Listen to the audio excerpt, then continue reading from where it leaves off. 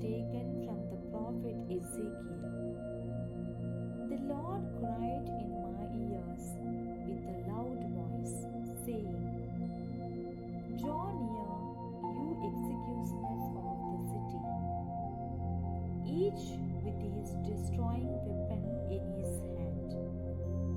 And behold, 6 men came from the direction of the upper gate, which faces north, every man with his weapon for slaughter in his hand, and with them was a man clothed in linen, with a writing case at his side. And they went in and stood beside the bronze altar. Now the glory of the God of Israel had gone out from the cherubim on which it rested to the threshold of the house. And he called to the man clothed in linen, who had the writing case at his side. And the Lord said to him, Go through the city, through Jerusalem, and put a mark upon the foregates of the men who sigh and groan over the abominations that are committed in it. And to the others he said in my hearing, Pass through the city after him, and kill, your eyes shall not spare. And you shall show no pity. Slay old men outright, young men and maidens, little children and women, but touch no one upon whom is the mark. And begin at my sanctuary. So they began with the elders who were before the house. Then he said to them, Defile the house and fill the courts with the slain. Go forth. So they went forth and killed in the city.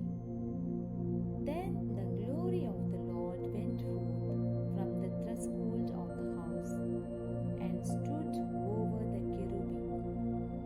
And the cherubim lifted up their wings and moved up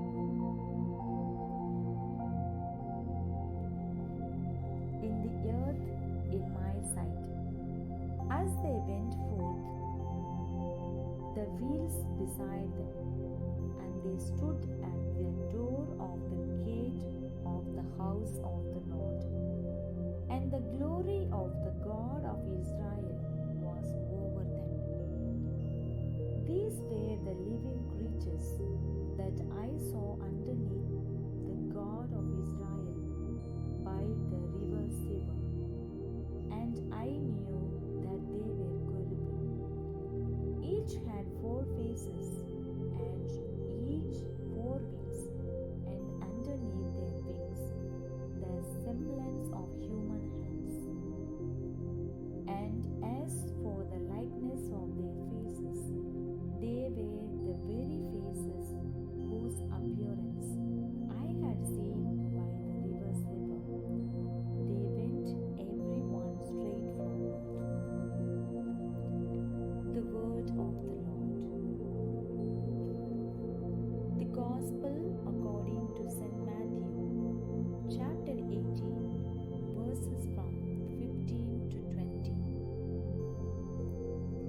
At that time, Jesus said to his disciples, If your brother sin against you, go and tell him his fault between you and him alone.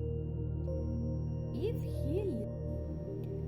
you have gained your brother.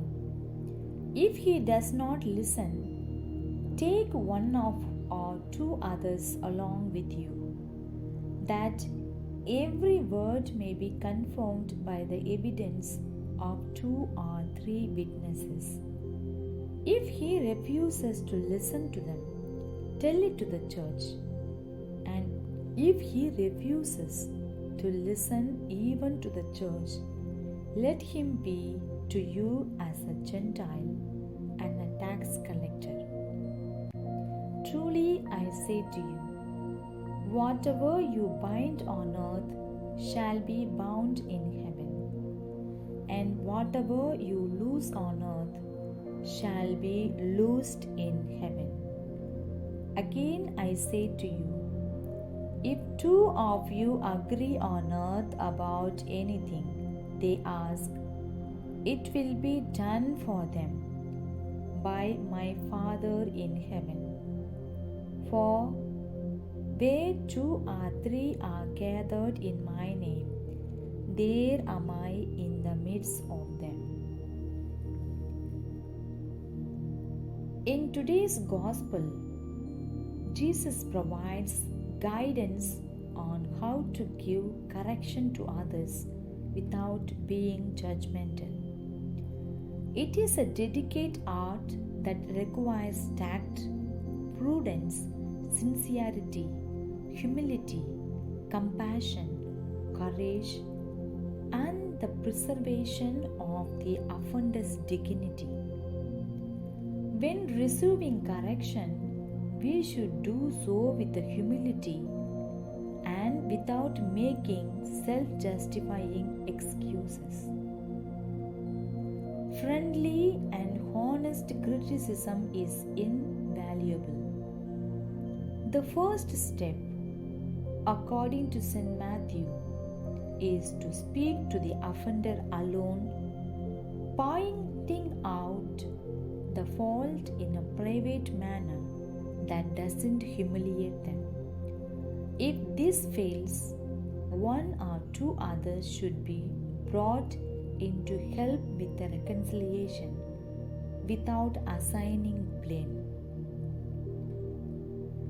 If the second step also fails, the matter should be brought before the local church community. We must remember that Jesus knows our weaknesses and has provided the sacrament of penance. He said that where two or three are gathered in my name, He is there in the midst. Let us unite in prayer and love as Jesus calls to strengthen our parts whenever necessary. Today's Psalm response. The glory of the Lord is above heavens.